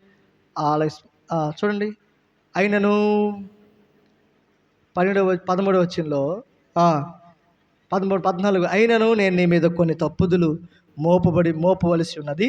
అవేవనగా విగ్రహములకు బలిచ్చిన వాటిని తింటను, జారత్వము చేయటను, ఇశ్రాయేలుకు ఉరి ఉండమని బలాకును నేర్పిన బిలాము బోధను అనుసరించేవారు నీలో ఉన్నారు. అటువలే నికోలీతుల బోధలు అనుసరించేవారు నీలో ఉన్నారు. ఇవన్నీ కూడా ఎప్పుడు వచ్చినాయి అంటే, ఈ అంతిపైన వాడు ఎప్పుడైతే చనిపోయాడో, ఎప్పుడైతే ఈ అంతిపైన వాడు మరి చంపబడ్డాడో నా ప్రియమైన బిడ్డలారా, ఇవన్నీ కూడా సంఘంలో జరపడ్డా ఉంటాయి. అర్థమైంది నా మాట? కనుక విశ్వాసుల్లో ఎక్కడో తొట్టిల్లొద్దు. వాళ్ళు రాలేదని వీళ్ళు రాలేదని, వాళ్ళు వచ్చారని వీళ్ళు వచ్చారని మందిరానికి మనం దూరంగా ఉండవసరం లేదు. ఎవరి భక్తి వాళ్ళది, ఎవరి విశ్వాసం వాళ్ళది, ఎవరి నమ్మకము వాళ్ళది. మనము రాజీ పడదు దేని విషయంలో, మందిర విషయంలో, పరిచయ విషయంలో, దేని విషయంలో రాజీ పడకుండా దేవుని కోసం నిలబడండి. దేవుడు నీకు జీవ కిరీటాన్ని ఇస్తాడు. ఏమిస్తాడంటే జీవ కిరీటం ఇస్తాడు. ఎంతమంది కావాలి అన్నట్లయితే కళ్ళు మూసుకుందాం, ప్రార్థన చేసుకుందాం. Let us pray. కళ్ళు మూసుకుందాం, ప్రార్థన చేసుకుందాం, కళ్ళు మూసుకుందాం. నిజమే ప్రభా, దైవజనుడు ఈ దినము చెప్పినట్టుగా పెర్గమా సంఘములో కొన్ని విషయాలు, శ్రేష్టమైన విషయాలు, మాతో మాట్లాడిన విషయాలన్నిటిని బట్టి నేను ఎంతగానో స్తుతిస్తున్నాను ప్రభాని. నిజమే ప్రభా, కాన్స్టెంట్ అనే చక్రవర్తి తన సిలువను చూసి సిలువ మతం అనుకున్నాడు, అది క్రైస్తవుల మతం అనుకున్నాడు. కానీ నిజమైన దేవా నిన్ను హృదయంలో ఆహ్వానించలేకపోయాడు. ప్రజలకు అదే నేర్పించాడు. మతంలోనికి రండి, రాయితీలు ఇస్తాను, మతంలోనికి రండి, మీకు బహుమతులు ఇస్తాను అన్నాడు.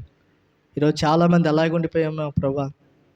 కానీ ఈరోజు మాకు తెలియచేసావు, తేటగా తెలియజేసావు, వాక్యం ద్వారా మాతో మాట్లాడావు. మాకు రాయితీలు కాదు, మతం కాదు, మార్గమైన నీవు కావాలి, మార్గమైన నీవు మాకు కావాలి అని ఎంతమంది అయితే ప్రార్థన చేస్తున్నారో ప్రభా అని కళ్ళు మూసుకుందాం, ప్రార్థన చేద్దాం.